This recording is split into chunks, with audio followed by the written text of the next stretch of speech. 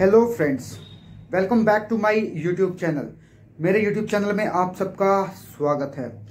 जो आज का हमारा वीडियो है वो बहुत ज़्यादा ज़रूरी हो जाएगा आपको देखना। अगर आप प्लान कर रहे हैं यूएस जाने के लिए, यूएस घूमने के लिए, तो गाइस आज का वीडियो मैं इसलिए बना रहा हूँ क्योंकि मुझे बहुत सारे मैसेज आ रहे हैं, बहुत सारे टेक्स्ट आ रहे हैं मुझे व्हाट्सएप पर भी, और लोग मुझसे पूछ रहे हैं कि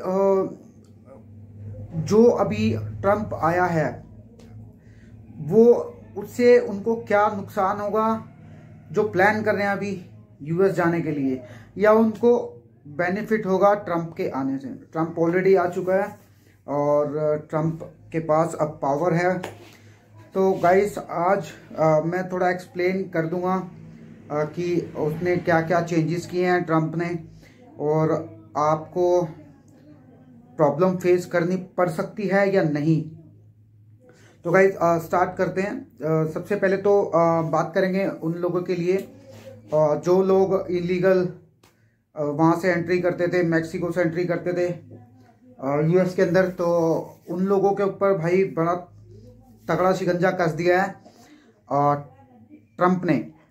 उन्होंने क्या किया है ट्रम्प ने, पहले क्या होता था, एक ऐप होती थी, उस ऐप के थ्रू आप एंट्री करते थे, ऐप से आप रजिस्टर कर देते थे पहले मैक्सिको से एंट्री करने से पहले यूएस में।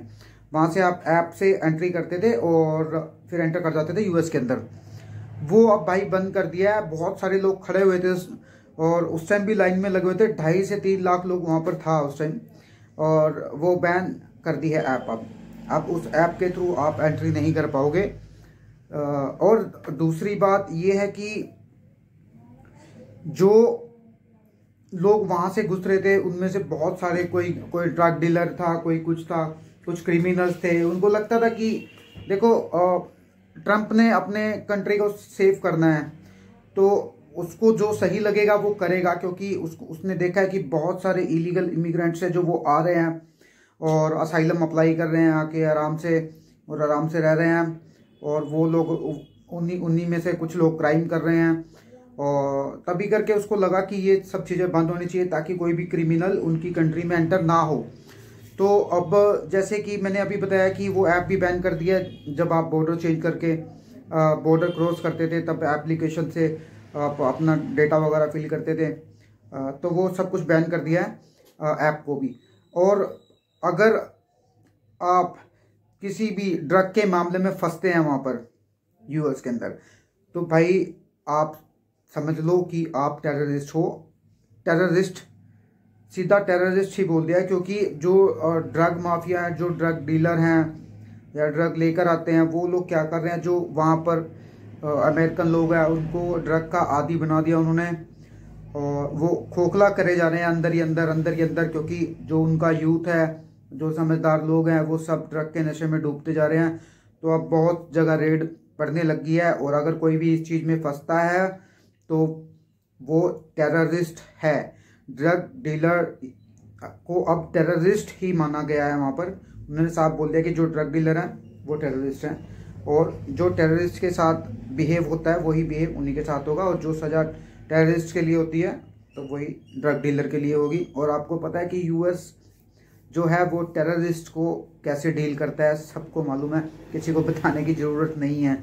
और एक चीज़ और है जो ट्रम्प ने अभी कर दिया है, उस पर भी काम। और उसमें क्या है कि जैसे कि पहले आप लोग एंट्री करते थे मैक्सिको से या कहीं से भी, इलीगल इमिग्रेंट जो गलत तरीके से एंटर करते थे वहाँ पर असाइलम लेने के लिए, और केस चलता था इतना। आप जब आप एंट्री करने के बाद आप आते थे तो फिर आपका केस चलता था, फिर आपको काम करने की भी वो मिल जाती थी परमिशन। वो अब नहीं मिलेगा भाई किसी को भी, वो सब बंद हो गया है। और उसमें इन्होंने क्या किया है कि उन्होंने ना एक पॉलिसी बनाई है। उसमें क्या है कि उसमें रिमेन इन मैक्सिको वाला काम हो गया। अब उसमें क्या है कि मान लो आप बॉर्डर पर जाएंगे, आप वहाँ पर लिखा देंगे अपना जो भी आपकी डिटेल है, आप क्या एंटर कर रहे हो क्या, वो आपसे सारी डिटेल आपकी ले लेंगे, और आपका केस जब तक चलेगा वो बोल देंगे कि आप मैक्सिको में ही रहो, जब तक आपके केस की सुनवाई नहीं होती आपको मैक्सिको में ही रहना होगा। तो गाइस अब आप आई थिंक समझ रहे होंगे कि ये सब क्या प्रोसीजर है। सपोज कीजिए कि कोई बंदा मैक्सिको से उधर घुसने की कोशिश कर रहा है, तो बॉर्डर पर उसकी डिटेल ले लेंगे वहीं पर यूएस वाले हैं जो, और वहां पर उनका केस वो स्टार्ट कर देंगे। जब तक केस की सुनवाई नहीं होगी वो वहीं पर रहेगा। अगर मान लो उसका केस रिजेक्ट हो जाता है तो भाई तू जहां मर्जी रहा या वापस अपनी कंट्री जा। उन लोगों के लिए बहुत मुश्किल होने वाली है जो गलत तरीके से एंटर करते थे यूएसए के अंदर। और गाइस देखो, मैं शुरू से ही सबको बोलता हूँ कि भाई गलत तरीके मत अपनाओ, सबकी अपनी अपनी पॉलिसीज होती हैं। गलत काम करने का गलत नतीजा ही होता है, इसलिए गलत काम नहीं करना चाहिए। और अगर आपको यूएस वगैरह घूमना है या आप जाना चाहते हो तो आप यूएस वीज़ा प्रोवाइड करता है सबको। बहुत सारी कैटेगरीज है जिसमें आप वीज़ा अप्लाई कर सकते हो, तो आप 1 नंबर से अप्लाई कीजिए अपना वीज़ा, तो उसमें इतनी प्रॉब्लम नहीं है। लेकिन प्रॉब्लम ज़्यादा उनको है जो इलीगल तरीके से एंटर करते हैं, तो उनके ऊपर बहुत ज़्यादा शिकंजा कसा गया है। और ये ट्रम्प है भाई, ये इतनी आसानी से तो छोड़ेगा नहीं किसी को, जो भी इलीगल इमिग्रेंट हैं उनको। और इसने जो बीच में पहले अभी दीवार बनी हुई थी, इसने दीवार का काम फिर से स्टार्ट कर दिया है। अभी फिर से दीवार पे काम चालू हो चुका है ऑलरेडी, फिर से वो दीवार बना रहा है। क्योंकि वो बोलता है कि हम इतने पैसे वेस्ट करते हैं और जो यहाँ पर असाइलम लेते हैं आके, या फिर जो इलीगल इमिग्रेंट्स हैं उनके ऊपर इतना पैसा वो लोग खर्च कर रहे हैं। तो वो बोल रहे हैं कि भाई ये पैसा हम अपनी कंट्री को स्ट्रॉन्ग बनाने के लिए क्यों नहीं कर रहे हैं। स्ट्रॉन्ग बनाने का मतलब कि जो उसके बॉर्डर है उनकी सेफ्टी के लिए, कि कंट्री के बॉर्डर इतने स्ट्रॉन्ग हो जाएं कि इलीगल इमिग्रेंट्स है जो वो इतनी आसानी से अंदर एंटर ना कर पाएं। तो भाई, और दूसरी बात बताऊंगा कि अब इन्होंने एक चीज और भी कर दिया भाई, इन्होंने सिर्फ 2 ही जेंडर, मेल और फीमेल, बस अब ये 2 ही जेंडर यहाँ पर होंगे, बाकी मान्यता खत्म कर दिया इसने। जैसे पहले क्या होता था, पहले भाई लड़की लड़के से शादी कर रही है, लड़का लड़के से शादी कर रहा है। अब क्या होता था कि किसी को बुलाना है बाहर से, किसी लड़के ने लड़के से ही शादी कर ली, किसी भी कंट्री के, किसी दूसरी कंट्री के, तो फिर वो वैलिड होती थी शादी उनकी, तो फिर वो उनको बुला लेते थे। और ऐसे ही लड़की लड़की से शादी करके वो उनको अपनी कंट्री में बुला लेते थे कि हाँ ये मेरी अब मतलब लाइफ पार्टनर है, वो शादी हो जाती थी। अब वो भाई बिल्कुल ही चीज़ें ख़त्म कर दी हैं। और दूसरी बात, उन्होंने स्कूल्स कॉलेज वगैरह यहाँ से भी ये चीज़ें ख़त्म कर दी हैं सारी। सिर्फ 2 ही जेंडर हैं वही आएंगे। और उसमें दूसरी बात ये है कि मान लो कि उसमें क्या बेनिफिट है आम लोगों को, ये बेनिफिट है भाई जो जितने वीज़ाज उन लोगों को मिलते थे अब वो भी मेल फीमेल पर ही आ जाएंगे। क्योंकि देखो, एक तो स्कूल कॉलेज में एडमिशन नहीं मिलेगा, क्योंकि अब वो जेंडर क्या लिखाएंगे अपना, अगर वो मेल और फीमेल नहीं है उनमें से कोई और, मतलब जो भी आप समझदार हैं, मैं जो बोलना चाह रहा हूँ, मैं किसी को हर्ट नहीं करना चाहता भाई। तो सिर्फ मेल और फीमेल के एडमिशन के लिए ईजी रहेगा, और इसके अलावा कोई जेंडर को वो अलाउ नहीं करेंगे। तो उससे क्या होगा कि सीट्स भी और बचेंगी, जिसमें और बच्चे एडमिशन्स ले पाएंगे, या फिर जो और दूसरे स्टूडेंट हैं उनको चांस मिलेगा, क्योंकि वीज़ा में भी और स्टडी के लिए भी जिन कॉलेज या स्कूल्स के अंदर वो लोग पढ़ने के लिए आते हैं और जो सख्ताई इन्होंने अभी कर दी है इलीगल लोगों पे, वो भाई बहुत ज़्यादा सख्ताई कर दी है, रेड बहुत ज़्यादा बढ़ रही है। और पहले क्या होता था, जैसे कि कैच एंड रिलीज वाली एक पॉलिसी थी, वो क्या करते थे, जैसे आप बॉर्डर क्रॉस कर रहे हैं आपको पकड़ लेंगे, आपकी डिटेल ले लेंगे, आप कहाँ पर रहोगे, कहाँ पर जाओगे, कहाँ पर जा रहे हो, क्या करोगे, वो आपकी डिटेल लेकर आपको छोड़ देते थे। लेकिन अब ऐसा नहीं होगा भाई, वो पकड़ेंगे और उठा के वापस फेंक के मारेंगे भाई। ये जी जितनी भी सख्ताइयाँ हुई हैं, तो भाई ये सिर्फ इसीलिए हुई है कि इलीगल इमिग्रेंट्स हैं उनको रोका जाए, क्योंकि इनको लगता है कि इलीगल, लगता है क्या भाई, देखो वो लोग वहाँ पर रह रहे हैं, उनको मालूम है कि जो इलीगल इमिग्रेंट है उनमें बहुत सारे क्रिमिनल भी आते हैं, उसके बाद वो यूएस के अंदर आके क्राइम करते हैं। तो देखो, अगर एक चीज़ देखी जाए तो ट्रम्प अपनी कंट्री को सेव करने के लिए ये सब काम कर रहा है। और लेकिन जो 1 नंबर से काम करते हैं भाई, 1 नंबर में जा रहे हैं, वीज़ा अप्लाई करते हैं, सही तरीके से रूल्स को फॉलो करते हैं, और जो भी टर्म्स एंड कंडीशन होती है उनको ध्यान में रखते हुए अपना ट्रैवल करते हैं, तो भाई उन लोगों को कोई परेशानी आने वाली नहीं है।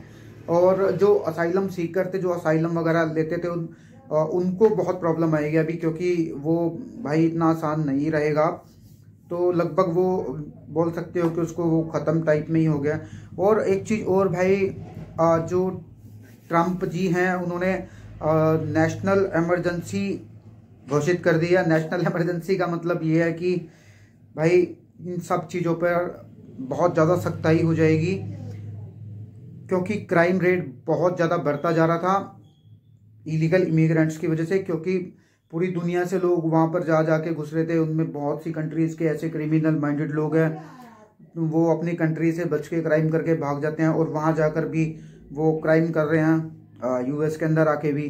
तो ये बात है भाई, ये जो सख्ताई है ये लगा लो उन पे है जो लोग गलत तरीके से यूएस में एंटर करते हैं, गलत तरीके से रहते हैं या गलत तरीके से वहाँ पर कागज वगैरह अप्लाई करते हैं। ये सब उनके लिए है। और जो एक नंबर से काम कर रहा है भाई, उनको इतना खतरा नहीं है, क्योंकि भाई जब कंट्री वीज़ा देती है तो फिर वो जेन्युइन ही होता है काम। आप वीज़ा लीजिए, जेन्युइन तरीके से आप जाइए, घूमिए फिरिए, और जो भी टर्म कंडीशन है उनको ध्यान में रखिए आप।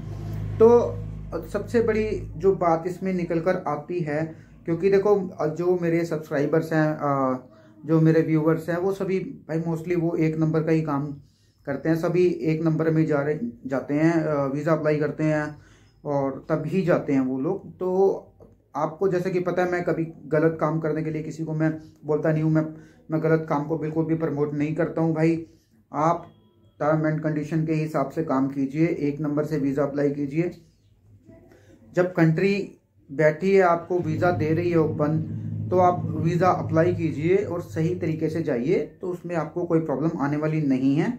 और दूसरी बात ये है कि वीज़ा का रेशियो थोड़ा अप डाउन जा सकता है, कि जो पहले के मुकाबले कम भी हो सकते हैं और ज़्यादा भी हो सकते हैं। वो आने वाला टाइम ही बताएगा कि वीज़ा की जो काउंट्स हैं वो बढ़े हैं या घटे हैं। और मेन चीज़ इसमें एक बात और मैं करना चाहूँगा स्टूडेंट्स वगैरह के लिए। तो जो भी स्टूडेंट्स हैं, एफ वीज़ा वाले हैं या H1B हैं, इनको कोई प्रॉब्लम नहीं है। इनके लिए तो भाई सभी के सभी,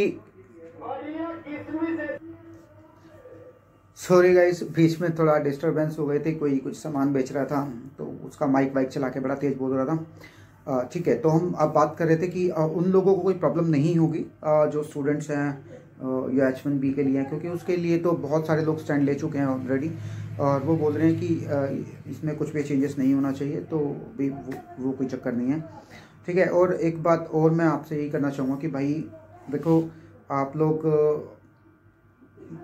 सोचते हैं इलीगल तरीके से अगर जाने के लिए, तो उसमें भाई एक तो जान का रिस्क है, ऊपर से वहाँ सब सिस्टम बंद हो गया है। और गलती मत करो आप। देखो, मैं सबको बता ही सकता हूँ जो मेरे एक्सपीरियंस है और जो कुछ मैं देख रहा हूँ, जो कुछ मैं पढ़ रहा हूँ। तो बहुत मुश्किल हो गया भाई USA में अब एंटर करना गलत तरीके से। जो बॉर्डर क्रॉस करते थे या किसी भी रास्ते से वो एंट्री करते थे या सोचते थे जाकर हम लोग असाइलम अप्लाई कर लेंगे, तो भाई बहुत ज़्यादा मुश्किल होने वाली है। इसलिए आप एक नंबर से वीज़े अप्लाई कीजिए, अपने ड्रीम्स को पूरा कीजिए, घूमिए फिरिए। उसमें क्या दिक्कत है? जब कंट्री आपको वीज़ा प्रोवाइड कर रही है तो आप वीज़ा लीजिए।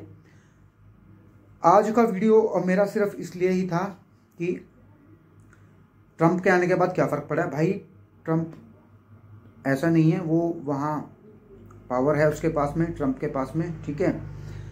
सभी कंट्रीज उसकी सुनेंगे अब, और वो अपनी कंट्री को सेव करने के लिए, अपनी कंट्री को बेहतर बनाने के लिए जो भी उसे ठीक लगता है वो स्टेप ले रहा है। उस चीज़ में कोई बुराई नहीं है। लेकिन बात ये है कि अब बुरा किनको लगेगा? बुरा उनको लगेगा सिर्फ जो इलीगल इमिग्रेंट बन के जाते हैं या गलत तरीके से यूएस में एंटर करते हैं, ये चीज़ें उनको ही बुरी लगेंगी। लेकिन जो लोग सही तरीके से एंटर करते हैं यूएस में, यूएस का वीज़ा अप्लाई करते हैं, उन लोगों को कोई प्रॉब्लम नहीं है। क्योंकि नेचुरल बात है कि अगर आपको वीज़ा मिला है तो कंट्री ने आपको वीज़ा दिया है, आप जाकर घूम फिर सकते हैं। और भाई सोच समझ कर ही अब चक्करों में पड़ना एजेंट्स वगैरह के, क्योंकि भाई वहाँ कुछ नहीं बनने वाला। अब आपका ट्रम्प आ चुका है, इलीगल इमिग्रेंट बिल्कुल ही कहानी ख़त्म हो जाएगी उनकी। तो गाइस, आई होप कि आप समझ गए होंगे कि किन लोगों पे इम्पैक्ट पड़ेगा और किन लोगों पर नहीं पड़ेगा। तो आज का वीडियो सिर्फ इतना ही। फिर से अगर कोई ज़रूरी मुझे वीडियो बनाना हुआ तो मैं ज़रूर बनाऊंगा। आज के लिए इतना ही। Thank you.